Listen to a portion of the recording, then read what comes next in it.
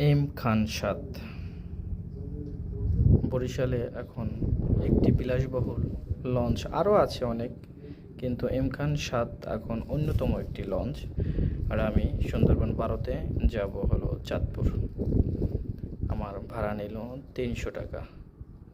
তো দেখতে থাকুন রাত্র কটা বাজে চাঁদপুরে।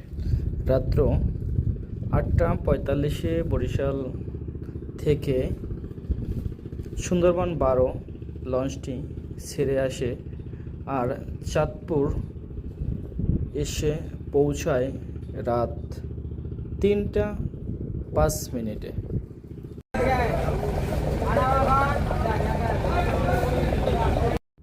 3টা 5 মিনিটে যখন আমরা চাঁদপুর আসি তখন কিন্তু বৃষ্টি পড়ে।